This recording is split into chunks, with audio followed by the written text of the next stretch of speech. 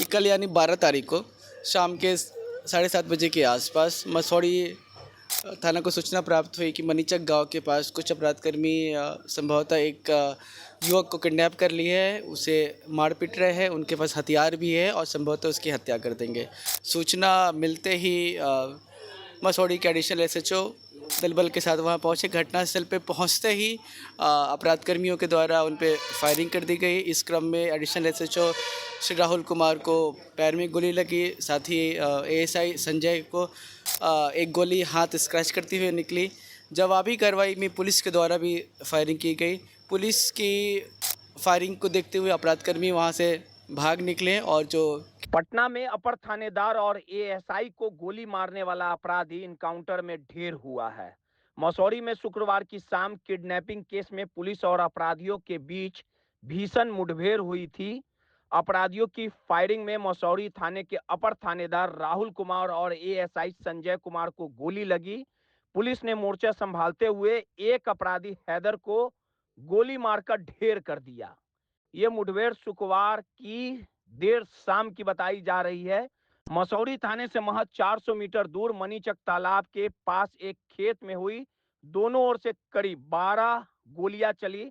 मुठभेड़ के बाद पुलिस ने किडनैप किए एक युवक को छुड़ा लिया। अपराधी वहां से भाग निकले थे। इसके बाद पुलिस को सूचना मिली कि एक बदमाश को गोली लगी है। उसके साथ उसे पटना के 4 अस्पतालों में ले गए, लेकिन उसकी मौत हो गई।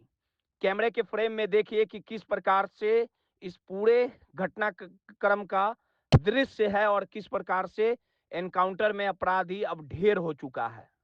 इस पूरे मामले पर पटना पूर्वी के पुलिस अधीक्षक परिचय कुमार ने बताया कि 12 जून को शाम के आसपास पुलिस को सूचना मिली कि अपराधियों ने एक युवक का अपहरण किया है, उसके साथ मारपीट की जा रही है। सूचना मिलते ही पुलिस मौके पर पहुंची। पुलिस को देखते ही अपराधियों ने फायरिंग शुरू कर दी। इसमें 2 पुलिस वाले को गोली लगी। पुलिस जवाबी कार्रवाई करते हुए पुलिस की ओर से भी गोलीबारी की गई, जिसमें एक आरोपी ढेर हो गया, जबकि पुलिस ने किडनैप हुए युवक को छुड़ाया। उसने बताया कि ओएलएक्स पर मोबाइल बेचने खरीदने के नाम से उसे बुलाया गया। घायल पुलिस वाले को एम्स में भर्ती कराया गया है। दोनों की स्थिति खतरे से बाहर है। इसके बाद पता चला कि पुलिस कार्रवाई में एक अपराधी को गोली लगी है। सभी अपराधी घायल को लेकर पहले पुनपुन स्वास्थ्य केंद्र पहुंचे। इसके बाद उन्हें पीएमसीएच ले जाया गया और पीएमसीएच से मैक्स पारस अस्पताल पहुंचे। मैक्स अस्पताल में अपराधी की मौत हो गई। उसका नाम हैदर बताया जा रहा है। हैदर की क्राइम हिस्ट्री 3-4 साल पहले जेल से बाहर आया था। बाकी अपराधियों की पहचान भी कर ली गई है। सभी से पूछताछ की जा रही है। घटना में 4 से 6 अपराधियों की बात सामने आई है। पूरी घटना संगत के रहने वाले रंजन कुमार के अपहरण से जुड़ी है। संगत पर का रहने वाला रंजन साइबर कैफे चलाता और ऑनलाइन पुराने मोबाइल की खरीद बिक्री करता है।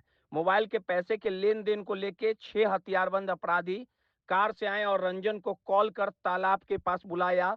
वहां अपराधी उसे खेत में ले गए और उसके साथ मारपीट शुरू कर दी। बदमाशों ने युवक से 3-4 मोबाइल और कैश भी लूट लिए।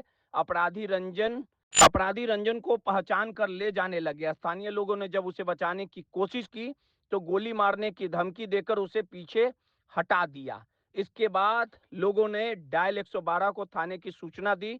सूचना मिलते ही अपर थानेदार राहुल कुमार की टीम मौके पर पहुंची। पुलिस को देखते ही अपराधियों ने गोलियां बरसानी शुरू कर दी और इस दौरान राहुल कुमार को 2 गोलियां लगी, एक पैर और एक हाथ। एएसआई संजय कुमार के भी हाथ में गोली लगी। इस पूरे मामले को लेके आनन फानन में अपर थानेदार राहुल कुमार को एम्स में भर्ती कराया गया, जबकि संजय को अनुमंडल अस्पताल में भर्ती कराया गया। पुलिस ने घटनास्थल से एक बाइक बरामद की है। तीनों संदिग्धों को उठाया है। पुलिस अफसरों के घायल होने के बाद पुलिस महकमे में खलबली मच गई।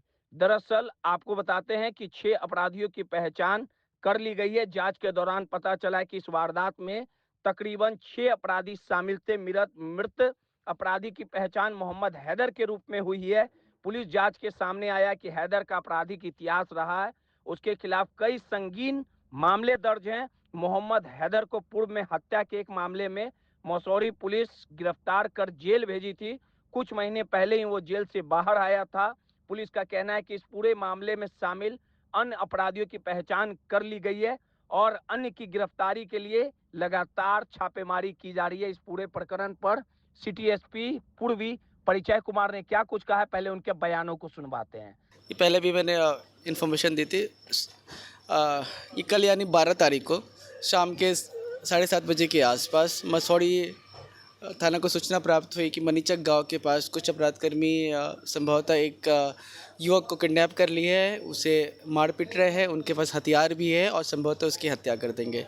सूचना मिलते ही मसौड़ी के एडिशनल एसएचओ दल बल के साथ वहां पहुंचे। घटनास्थल पे पहुंचते ही अपराधकर्मियों के द्वारा उन पे फायरिंग कर दी गई। इस क्रम में एडिशनल एसएचओ श्री राहुल कुमार को पैर में गोली लगी, साथ ही एएसआई संजय को एक गोली हाथ स्क्रैच करती हुई निकली।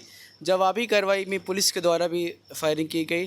पुलिस की फायरिंग को देखते हुए अपराधकर्मी वहां से भाग निकले और जो किडनैप युवक था उसे बचा लिया गया। उसके द्वारा बताया गया कि OLX पर मोबाइल बेचने खरीदने के नाम पे इसे यहाँ बुलाया गया था। बाद में इन अपराधकर्मियों के द्वारा उनसे मारपीट कर कि पैसे लूटे जा रहे थे।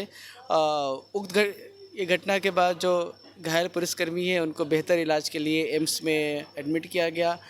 दोनों के दोनों ही खतरे के बाहर हैं और इसके साथ ही यह सूचना मिली कि पुलिस की जवाबी कार्रवाई में एक अपराधकर्मी को भी गोली लगी है। सूचना का सत्यापन किया गया और उसके बाद उन सभी अपराधकर्मियों का रूट ट्रेस किया गया। सबसे पहले ये वहाँ से पुनपुन PHC पहुँचे। पुनपुन PHC के बाद ये इन्हें रेफ़र कर दिया गया PMCH।